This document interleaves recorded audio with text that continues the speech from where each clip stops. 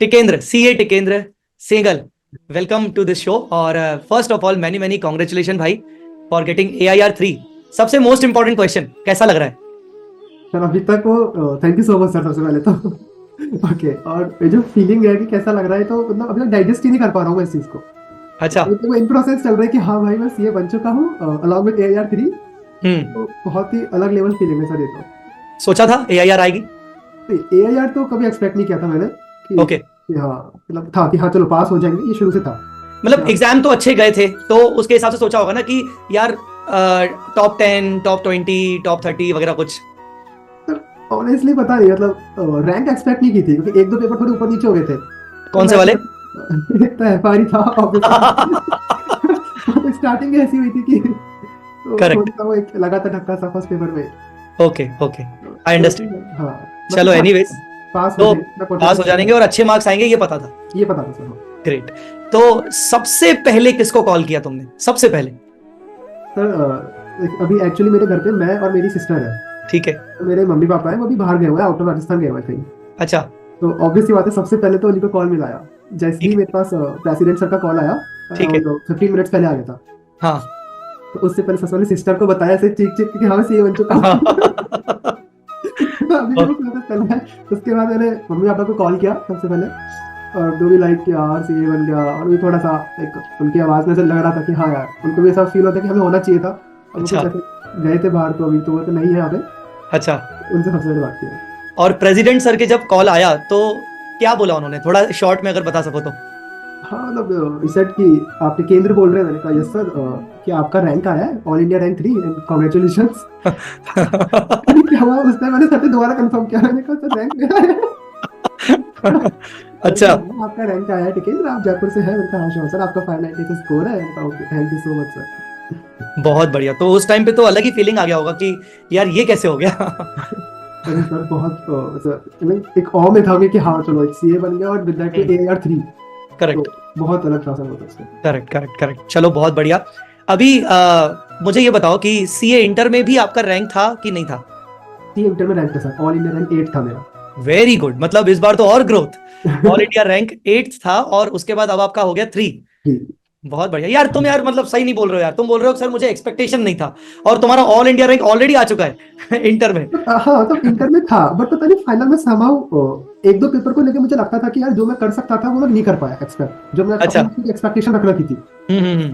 तो मुझे लगा ओके। कि हाँ यार थोड़ा ऊपर नीचे हो सकता है, बाकी अच्छा, FR में इतनी अच्छी खासी प्रैक्टिस की हुई थी तो वो पूरा पूरा निकला नहीं, मतलब, है ना? नहीं निकला सर। मैं बिल्कुल सेटिस्फाई नहीं था FR के पेपर से अपने आप से कि यार मैं और अच्छा अच्छा। कर सकता था। फर्स्ट अच्छा। पेपर ऐसा आ गया तो मैं थोड़ा पैनिक भी कर गया फिर। हम्म। तो थोड़ा सा इसमें ओके। लगा था मुझे, बाकी तो ऐसा ही है। तो FR की बात करें अगर सबसे पहले, मुझे आप ये बताओ कि जब आपने सीए इंटर क्लियर किया तो उसके बाद पहला सब्जेक्ट आपने कब उठाया? इंटर क्लियर करने के बाद कितने गैप के बाद उठाया? और कौन सा पहला सब्जेक्ट, मतलब FR कब उठाया? सबसे पहले FR उठाया कि SFM उठाया? So I cleared CA Inter in November 20. Okay. Okay. ठीक है। Then I started my articleship in Feb 21. Okay. Okay. Then first subject मैंने उठाया था April 21 में SFM. अच्छा, मतलब फरवरी में आर्टिकलशिप ज्वाइन करने के बाद हाँ। लगभग 1.5-2 महीने में आपने उठा लिया स्टार्ट कर दिया था और प्लान कर लिया था। ओके। ओके। तो SFM चला करीब जून तक। Then I started costing.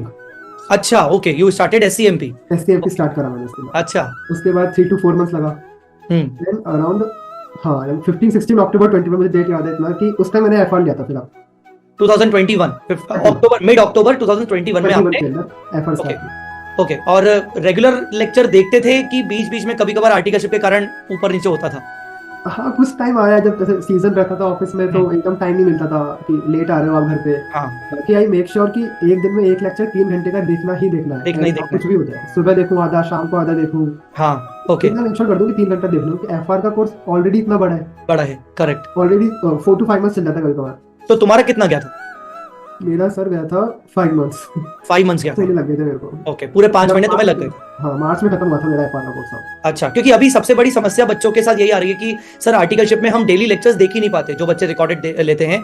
तो उस चक्कर में क्या होता है कि बच्चों के 7-7 महीने, 8 महीने भी लग जाते हैं बहुत सारे बच्चों के, और उसके बाद बाकी सब्जेक्ट्स के लिए टाइम नहीं मिल पाता। तो ये एक बहुत बड़ा शायद ये भी रीजन बन सकता है कि आगे चल के दिक्कत होती है बच्चों को, राइट?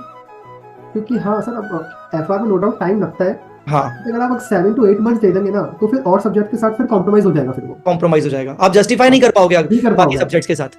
वो एक Correct. प्रेशर फील होएगा आपको, आपके back of the mind pressure चलेगा कि मेरा और सब्जेक्ट बाकी है, बाकी वो भी करना है। हाँ हाँ हाँ हाँ हाँ ओके क्लासेस कंप्लीट करने के बाद एक अलग लेवल सेटिस्फेक्शन मिलता है आपको कि मेरा एक सब्जेक्ट कंप्लीट हो गया।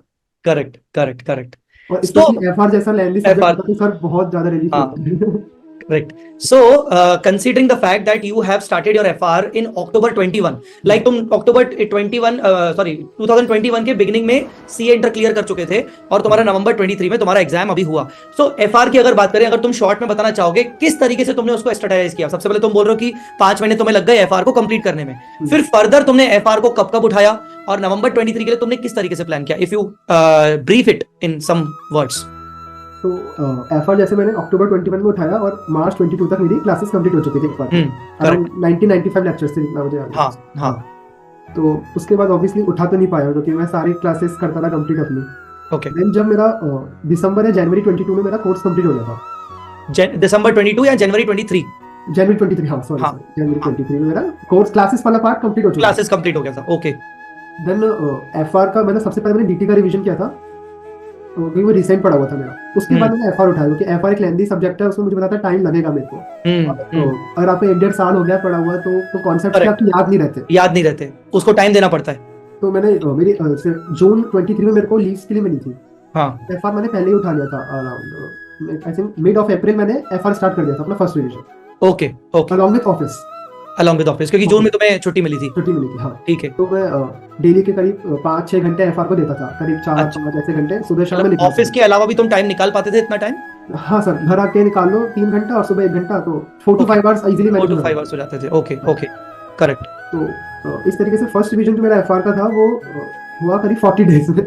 40 डेज ऑफिस के साथ था तो इसमें तो बहुत ज्यादा टाइम लगा। मतलब अगर मैं इसको एवरेज करूं तो 40 days multiply by 4 to 5 hours, तो इसको मैं बोल सकते हैं कि 160 से 180 आवर्स तुम्हें लग गए। हाँ। इतने घंटे लग गए। ओके ठीक है। उसमें मैंने सारा क्वेश्चन बैंक करा था। पहले मैंने क्वेश्चन बैंक के काफी सारी चीजें क्वेश्चन छोड़ दिए थे, जो अपने 3 मॉड्यूल्स हैं वो तो मैंने कर लिए थे। करेक्ट। अलग से क्वेश्चन बैंक है वो मेरा छूट गया था, तो क्वेश्चन बैंक भी इसमें कवर करा। उसमें मेन कवरेज की वो थी, सारे कॉन्सेप्ट रिवाइज करे, कुछ समझ नहीं आ रहा बार-बार यूट्यूब पे जाके देखना पड़ रहा है क्योंकि आपको से एफआई है, बिजनेस कॉम्बिनेशन है, ये याद नहीं आते एकदम से। याद नहीं आते, सही बात है। तो उस टाइम मेरा एफआर का फर्स्ट रिवीजन हो गया, फुल फ्लेज एकदम अच्छे से हो गया था। ओके उसके बाद सेकंड रिवीजन एफआर का मेरा अगस्त एंड में स्टार्ट हुआ था, मिड ऑफ अगस्त करीब, अगस्त 20 के आसपास। ओके अगस्त 20 के आसपास हुआ। अच्छा हाँ। और कितना टाइम लग गया उसमें? मेरे को लगे थे 8-9 डेज लगे थे। 9 डेज। और इफेक्टिव कितने घंटे पढ़ते थे उस टाइम पे, छुट्टी होने के बाद, ऑफिस से छुट्टी मिलने के बाद? हाँ बिल्कुल उस टाइम पे तो मेरा करीब 10-12 घंटे का इफेक्टिव आ रहा था। 10-12 घंटे का इफेक्टिव आवर्स लग गया। मतलब सेकंड टाइम तुम्हारा 9 दिन, मतलब इंटू 10 भी करें तो 90 घंटे से 100 घंटे में तुमने फिर सेकंड रिवीजन किया। सेकंड रिवीजन करा। एक बात मुझे बहुत इंपॉर्टेंट तुमसे पूछनी है, जो मैक्सिमम बच्चों को डाउट होता है कि सेकंड टाइम में तुमने प्रैक्टिस किया क्या? प्रैक्टिस कर किया क्या? क्योंकि फर्स्ट टाइम में तो तुमने किया ही होगा ऑफ कोर्स, है ना? तो सेकंड टाइम में तुमने प्रैक्टिस पर कितना जोर दिया? मैं प्रैक्टिस में बहुत सिलेक्टेड क्वेश्चन करता था मैं। ओके मतलब जैसे अगर 110 की बात करूं तो 110 पे मेरे 2 या 3 क्वेश्चन थे, यार ये प्रैक्टिस करना है मेरे को, इसमें ये सारे पॉइंट्स कवर है, इनको कर लो। और प्रैक्टिस चाहिए तो आप क्या करो, जैसे मैंने मेरे इसका पेपर उठाया, उसका फर्स्ट वाला क्वेश्चन स्टार्ट कर दिया करना। ओके ओके एक कॉन्फिडेंस तो ये भी आ गया कि हाँ मैंने मेन पेपर का क्वेश्चन कर दिया। अच्छा, पेपर वगैरह का क्वेश्चन कर लिया तो उससे कॉन्फिडेंस वगैरह बन गया। बहुत कॉन्फिडेंस मिलता है सर सच में, उससे मतलब वो जो कॉन्फिडेंस बूस्ट करेगा ना आपका। हाँ ओके अच्छा। और during this entire revision, either first revision और सेकंड रिवीजन, तुमने टेस्ट सीरीज वगैरह पे ध्यान दिया क्या? टेस्ट सीरीज वगैरह दिया? हाँ मैंने 2 मॉक टेस्ट सीरीज दी थी एफआर की। उसमें 2 मॉक टेस्ट का मेरा शुरू से प्लान था कि 2 मॉक टेस्ट देनी है हर सब्जेक्ट की।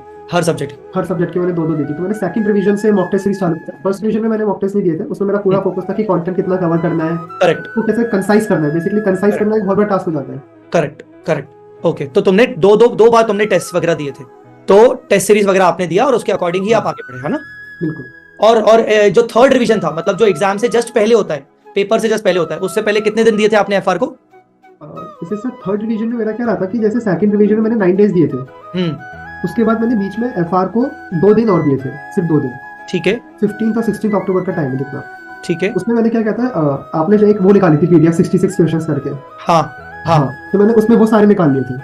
ओके। क्योंकि एक पता नहीं क्यों समा मुझे एफआई में बिजनेस कॉम्बिनेशन में कॉन्फिडेंस नहीं आ रहा था 115। तो मुझे होता है कि उसकी ऐसा लगता है कि उन चैप्टर्स में ज्यादा से ज्यादा बार-बार देखते जाओ, बस उनको बार-बार क्वेश्चन देखो। हाँ वो मैं चाहता था कि जो मेरी मेन एग्जाम की प्रिपरेशन है उससे पहले एक बार एटलीस्ट मैं इनमें कॉन्फिडेंस गेन करके रखूं करेक्ट क्योंकि मेरे और सब्जेक्ट्स है ना कि दिमाग में गलत इंपैक्ट डाल देते कि यार एफआर की प्रिपरेशन अच्छी नहीं हो रही। करेक्ट तो ओके 2 दिन के अंदर जो मोस्ट इंपॉर्टेंट अपने क्वेश्चन थे 66-70 वो कर लिए। उसके बाद जो मेन एग्जाम था उससे पहले मैंने 5 डेज दिए थे एफआर पे फुल ओके उसमें ओके पूरा एफआर करा था मैंने दोबारा पूरा 5 डेज में आपने पूरा एफआर कंप्लीट पूरा पूरा एक एक चीज कवर की थी। एक एक चीज कवर की थी। करेक्ट। ऐसी कोई चीज जो छोड़ के गए थे या सब कुछ करके गए थे कंप्लीट? नहीं सर कवर पूरा किया था। कवर पूरा किया था, क्योंकि बहुत सारे बच्चे होते हैं ना कि लास्ट में टाइम नहीं मिलता तो इसलिए थोड़ा बहुत कुछ पार्ट छोड़ देते हैं, तो नहीं, वो आपने ऐसा कुछ भी नहीं किया? नहीं कवर पूरा करना था। स्टार्टिंग से ही था कि एक माइंडसेट रहता है कि जो छोड़ूंगा वही आ जाएगा। Correct correct correct. आप अगर सीएसआर भी छोड़ दोगे तो वही आ जाता है, फिर वही आ जाता करेक्ट। एक बात बताओ, एफआर में तुम्हें भी पता है कि कुछ ऐसे इंडियस हैं जो कि थियोरेटिकल बेस ज्यादा हैं, केस स्टडी बेस ज्यादा है, including some important indices also like indices 115 revenue. आज भी मुझे बहुत सारे बच्चों की क्वेरी आती है कि सर 115 से डर लगता है, समझ ही नहीं आता कि कैसे क्वेश्चन अटेम्प्ट करेंगे। तो तुमने थ्योरी को कैसे टैकल किया? एफआर में थ्योरी को तुमने कैसे डील किया? थ्योरी का तो जैसे 115 की स्पेसिफिकली बात करूं, सबसे मेजर थ्योरेटिकल इंडेक्स 115 ही है अपना। तो उसमें 3-4 बार तो अपने नोट्स पढ़े जो मेजर पॉइंट्स है कि क्योंकि अगर थ्योरेटिकल इंडेक्स है तो ऑब्वियसली बात है आईसीआई उसमें आपका जो पॉइंट्स है कीवर्ड्स है वो टेस्ट करेगा कहीं ना कहीं। हाँ तो आपको चलो उसका कॉन्सेप्ट पता है कि 5 वेज में ट्रांजैक्शन हो रहा है, तब आपको रेवेन्यू रिकॉर्ड करना है या Correct. उसका जो भी प्रोसेस है करेक्ट, उसका आपने वो याद कर लिया। और थ्योरेटिकल इंडेक्स से मुझे ऐसा लगता है कि जितने आप प्रैक्टिस करोगे क्वेश्चंस की उससे आपको आइडिया लगेगा कि आईसीआई बेसिकली पूछ वही 2-3 चीजें ही रहा है, करेक्ट। बस उनको अलग अलग तरीके से पूछता है, घुमा फिरा के वही चीज घुमा फिरा के वही चीज पूछ रहा है वो। करेक्ट तो 3-4 टॉपिक्स ही है कि ट्रांजैक्शन प्राइस कैसे लोकेट करोगे, करेक्ट। प्रिंसिपल एजेंट हो गया। हाँ, अगर आपने इनकी एरियाज पे फोकस कर लिया तो आपको इंडिया थ्योरेटिकल लगेगा ही नहीं। तो थोड़ा सा आपने उसकी प्रैक्टिस ज्यादा की थी आपने, प्रैक्टिस ज्यादा की थी, मैंने क्वेश्चंस बहुत करे थे 115 क्वेश्चन बहुत करे थे आपने। Yes correct. ये अच्छा किया क्योंकि थ्योरी है एफआर में और बच्चों को एंड तक ये चीज का रियलाइजेशन नहीं होता कि एफआर एक प्रैक्टिकल नहीं, प्रैक्टिकल थ्योरी एक हाइब्रिड सब्जेक्ट है कहीं ना कहीं, और ये रियलाइजेशन नहीं होता तो बच्चा बोलता है यार मेरा पेपर अच्छा नहीं गया। जबकि आजकल 25 से 30 मार्क्स का पेपर थोड़ा सा केस स्टडी बेसिस पे आ रहा है, और आपका पेपर भी नवंबर 23 भी ऐसा ही कुछ था कहीं ना कहीं थोड़ा बहुत। सर था, मतलब 115 आया था, सीएसआर आया था, 8 आया था, 10 आया था, करेक्ट 1 आया था, करेक्ट थ्योरी था। हाँ राइट राइट राइट। अगर आप थ्योरी को इग्नोर कर रहे हो तो फिर बहुत बड़ी गलती हो जाएगी एफआर में। It's not about practical only. Okay okay okay. So चलो ओवरऑल आपकी एफआर की स्ट्रेटेजी बहुत अच्छी रही। कुल मिला के आपने 3-4 बार रिवीजन किया, 2 बार आपने टेस्ट सीरीज दिए, आपने राइटिंग प्रैक्टिस अच्छा किया। आपको ये समझ में आ गया कि आपका पार्ट कौन सा पोर्शन आपका अच्छा नहीं है जिसपे आपने ज्यादा फोकस पहले से ही कर लिया था। That's very great. मुझे एक इंपॉर्टेंट चीज आपसे पूछनी है, ड्यूरिंग एग्जाम्स एंजाइटी लेवल होता है हर स्टूडेंट को और ये नॉर्मल है। आपने उस एंजाइटी, आपको एंजाइटी हुई कि नहीं, पॉइंट नंबर 1। और दूसरा, आपने किस तरीके से एंजाइटी को डील किया कंसीडरिंग द फैक्ट कि साथ में सोशल मीडिया का भी इंपैक्ट होता है आजकल बच्चे के साथ, तो कैसे डील किया? पर एंजाइटी तो बहुत हुई थी। मतलब पहले पेपर के बाद ही एंजाइटी अपने पीक पे जा चुकी थी। अच्छा ऐसा सीन था। हाँ बट फिर तो ये था कि यार अगर अभी ऐसा एंजाइटी हो गई तो बच्चों का पेपर बिगड़ जाएगा। करेक्ट। वो पूरी एक तरह से ना मैराथन है, अगर हाँ। आप बीच में रुक गए तो फिर वो आपको दिक्कत करेगी। बस आपने बोला था सही, मैंने सुना था। हाँ हाँ हाँ मैराथन वाला जो थी अच्छी लगी। मैराथन है, चलते जाना है, रुकना नहीं है बस। रुकना नहीं है। करेक्ट। तो मैंने एग्जाम देके आके एफआर पे ये सुना था एक बार। हाँ हाँ हाँ बहुत डिमोटिवेट हो गया था कि यार क्या हो गया। Correct correct. नहीं, ये बहुत इंपॉर्टेंट चीज है कि हमें समझना पड़ेगा कि वो जो 15 से 17 दिन होते हैं हमारे, वो रुकना नहीं है बस। ठीक है, जो हुआ सो हुआ, पीछे छोड़ के आओ, उसको डम कर दो, क्योंकि उसके बारे में अब आपके हाथ में कुछ भी नहीं है, आगे बस चलते जाओ। और सोशल मीडिया को कैसे, मतलब तुम बहुत ज्यादा एक्टिव हो शुरू से ही या फिर शुरू से ही नहीं हो? कैसे तुमने व्हाट्सएप, इंस्टा, इन सबको कैसे डील किया? हाँ एक्टिव तो हूँ मैं सोशल मीडिया पे, मतलब खूब ऐसे चलाते करते हैं। हाँ। लेकिन शुरू के मतलब अराउंड फर्स्ट 2 मंथ्स में तो मैंने काफी यूज किया है। अच्छा तो इंस्टा तो हटा दिया था। अच्छा। तो प्रॉब्लम क्या है, यूट्यूब पे भी रील्स आती है आजकल, यूट्यूब पे भी शॉर्ट्स आती है। वो स्क्रॉल करने लग गया बहुत ज्यादा। Okay okay. बट जब मैंने सेकंड रिवीजन स्टार्ट किया तो मुझे रियलाइज हुआ कि यार मैं बहुत ज्यादा टाइम इन्वेस्ट कर रहा हूँ। हाँ तो मैं मोबाइल में लगा रखा था कि आप कितना टाइम किस ऐप को कितना दे रहे हो। हाँ। तो एक 2-2 घंटे आने लग गए थे यूट्यूब पे। ओके तो ओके मैंने फिर उसको बिल्कुल कट आउट कर दिया था। लास्ट के 2 मंथ्स में तो फिर सब कुछ बंद कर दिया था। व्हाट्सएप रखता था क्योंकि फिर फ्रेंड्स वगैरह से क्या डाउट्स का रहता था, थोड़ा डाउट्स का रहता था। बस व्हाट्सएप से डाउट्स पर्पस से रहता था मेरा। उसके अलावा कोई सोशल मीडिया यूज नहीं करता लास्ट के 2। ओके। लास्ट में नवंबर के टाइम पे फेस्टिवल्स वगैरह होते हैं, दिवाली वगैरह हुआ, वो कैसे डील किया यार? वो कैसे डील किया? दिवाली से बड़ा डिस्ट्रैक्शन तो वर्ल्ड कप बन गया मेरे लिए। Correct correct. उसके एक मैच नहीं देखा मैंने, और मतलब पूरे टाइम फटाके चल रहे हैं बाहर। So you are cricket fan? अरे सर बहुत शौक है सर उसका तो। अच्छा अच्छा, तो फिर ऐसे केस में तुम्हारे लिए बहुत मुश्किल रहा होगा उसको ना देखना। वो एक अर्ज को कंट्रोल करना कि इस वक्त मैच देख रहा स्कोर चेक कर लेता हूँ, हाँ नहीं वो ओके, भी नहीं करना, वो भी नहीं करना, अरे नहीं वाह करना, नहीं करना, फिर मन करता है सर, बहुत मन करता है उसके बाद। अच्छा और ओके। एक दिन तो मिलता है उसमें, अगर आप ये सब करेंगे तो फिर वो बाद में रिग्रेट होता है, फिर इसलिए बिल्कुल बंद करना पड़ा था। तो दिवाली भी इतना कुछ सेलिब्रेट नहीं किया, कुछ नहीं करा 16 क्योंकि दिन। मेरा अगला क्वेश्चन यही था कि डिस्ट्रैक्शंस तो आए होंगे बहुत सारे, कि जैसे ये तुम बोल रहे हो कि वर्ल्ड कप फीवर हुआ और दिवाली हाँ। हुआ, तो डिस्ट्रैक्शंस ऐसे कई सारे बार बार बीच में आए होंगे, दोस्ती यारी हो गई, या फिर घर पे माहौल वगैरह अलग हो गया, तो इस डिस्ट्रैक्शन को मैनेज करना पड़ा होगा। सर हाँ, ऑब्वियसली डिस्ट्रैक्शन ही थे सारे, कि हाँ मतलब किसी दिवाली पे कॉल्स आ रहे हैं, दिवाली घर वाले सेलिब्रेट इतना उन्होंने भी इतना नहीं करा, हालांकि उन्होंने भी काफी एडजस्ट किया है ओके और वर्ल्ड कप हो गया, बट स्टार्टिंग से माइंडसेट था कि नहीं यार 16 दिन के अंदर यही प्रायोरिटी और यही है, इसके Okay. अलावा कुछ प्रायोरिटी नहीं है, और कुछ प्रायोरिटी नहीं है, अभी कुछ बल्कि नहीं। 16 दिन से भी पहले का जो एक महीना होगा उसमें भी तुम कहीं ना कहीं डेडिकेटेड हो गए होगे। उसमें भी मेंटली एकदम बहुत ज्यादा फोकस थे, और वो 16 डेज में तो स्पेशली, क्योंकि एग्जाम में वही रेप्लिकेट कर सकते हो जो आपने 1.5 दिन में पढ़ा है। 1.5 दिन में पढ़ा है, मुझे लगता ऐसा लगता है कि 1.5 दिन बहुत ज्यादा मायने रखते हैं करेक्ट करेक्ट। वहाँ, इसलिए वहां पे अगर आप इन सब चीजों में हो गए एंगेज, तो फिर थोड़ा सा वो प्रॉब्लम कर सकता है आगे जाके। हाँ अच्छा, जब आपकी AIR आती है, आपको इतना सक्सेस मिलता है, तो इसमें ना बहुत बड़ा कंट्रीब्यूशन फैमिली का होता है। सो उसके बारे में थोड़ा बोलना चाहोगे तुम, कि किस तरीके से फैमिली ने तुम्हें कंट्रीब्यूट किया, फैमिली ने कैसा सपोर्ट किया? सर फैमिली का तो बहुत सपोर्ट मिलता है, मतलब हाँ। अगर मम्मी पापा की बात करूँ, जैसे हम्म मम्मी को पता है कि इस टाइम पे इसको खाना चाहिए, कब फ्रूट चाहिए, कि टाइम टू टाइम आपके हाथ में सब कुछ मिल रहा है। मतलब होता क्या है ना, एज ए स्टूडेंट में कह सकता हूँ कि मैं उस प्रेप के टाइम पे थोड़ा सा चिड़चिड़ा हो जाता है स्टूडेंट, हो जाता है, इरिटेशन आता है। हाँ इरिटेशन आता है, तो आप कभी कभार थोड़ा सा बोल देते हो, तो वो Correct. उसको भी सुन रहे हैं, आप आते हो 5 मिनट में खाना खा के निकल लेते हो निकल लेते हो, अपने रूम में दोबारा बैठ गए जाके, करेक्ट। तो वो भी कहीं ना कहीं उनका डेडिकेशन दिखता है, बीच बीच में उनका मोटिवेशन करना। ऐसे मेरी सिस्टर है, वो भी CA है, ग्रेट, बहुत बढ़िया। अच्छा हाँ, अच्छा तो उससे भी मेरे को काफी मॉरल सपोर्ट मिलता था। मतलब हम दोनों ऐसे पढ़ाई की बात नहीं करते थे, हाँ हम ऐसे कुछ फालतू की बात कर रहे हैं, कुछ भी बात कर रहे हैं, तो हाँ उसमें काफी लगता था कि हाँ, वो बोलती थी हाँ हो जाएगा यार, तूने कर रखा है पहले, तू कर रहा हाँ। था, पढ़ बस। अच्छा ओके तो इससे काफी अच्छा लगता था कि हाँ चलो फैमिली मेरे साथ है, तो बस हाँ हो जाएगा मेरे। ओके। और पापा क्या करते हैं? पापा जॉब करते हैं सर। पापा जॉब करते हैं, हाँ। ओके। और सिस्टर ने CA कब क्लियर किया? अराउंड 2 years हो गए उसको, 2 साल हो गए। 2 years। हाँ। So she is in job. वो भी जॉब करती है। एल्डर सिस्टर है मेरी, 2 सिस्टर थे सर एक्चुअली मेरी, हाँ, वो दोनों CA है, 2 एल्डर सिस्टर हैं और दोनों CA हैं। दोनों CA। हाँ वेरी गुड। तो दोनों कब का क्या क्या करते हैं? एक ने बोला जॉब करते हैं, और दूसरा? अभी दोनों ही जॉब करते हैं सिस्टर्स। दोनों जॉब करते हैं, मतलब आपकी पूरी फैमिली CA वाली फैमिली बन गई। हाँ, जीजू है वो भी CA है। अच्छा okay okay okay, very good, बहुत बढ़िया। सो मतलब आगे की जनरेशन भी ऐसा ही कुछ प्लान है क्या, CA वगैरह को आगे बढ़ाना है? नॉट येट प्लान कि आगे क्या होने वाला है। अभी तो ठीक है, देखते हैं। ओके अच्छा अच्छा, बहुत बढ़िया बहुत बढ़िया। और what about your articleship? Articleship कैसी रही? आर्टिकलशिप कहाँ की है? कौन सा काम सीखा है, अगर कुछ बताना चाहो तो? आर्टिकलशिप कालानियन कंपनी से करी थी। कलानियन कंपनी, कालानियन कंपनी जयपुर ठीक। बेस्ड फर्म है। हाँ, Okay. इस कंपनी से करी थी। ओके। और मेजरली मेरा आर्टिकलशिप में तो मेरा ऑडिटिंग में निकला था पूरा period. Auditing, audit, state audit, tax audit, इन सब के काम ज्यादा करा है। अच्छा Okay. आर्टिकलशिप का एक्सपीरियंस भी काफी अच्छा था, मतलब काफी प्रैक्टिकल नॉलेज के लिए आर्टिकलशिप आपको अच्छे से करनी चाहिए मुझे अच्छे से करनी चाहिए, जो कि तुमने अपने हिसाब से अच्छे से किया, वहां पर सारी चीजें ऑडिट रिलेटेड तुमने सारी चीजें अच्छे से की। हाँ किया सर, बिल्कुल। ओके। और लीव्स कितने मंथ्स की लीव मिल गई थी? लीव्स मिलती है, मैं 4.5 महीने की लीव मिलती है सर। 4.5, ओके। हाँ। ओके, 4.5 महीने की लीव मिल गई थी, तो वो तुमने 15 जून से लीव मिल गई थी। हाँ करेक्ट करेक्ट, बहुत बढ़िया।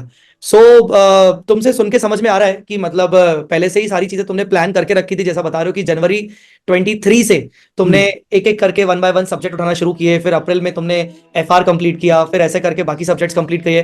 FR के अलावा और कौन सा सब्जेक्ट, मतलब FR के अलावा नहीं, ओवरऑल 8 सब्जेक्ट में कौन सा सब्जेक्ट तुम्हें सबसे टफ लगता था? टफ मुझे कॉस्ट लगता था सर। अच्छा, SCM। कॉस्टिंग में मुझे थोड़ा लगता था स्टार्टिंग से, क्योंकि कॉस्टिंग में क्या है, इंस्टीट्यूट आपसे नया क्वेश्चन बहुत टेस्ट करता है।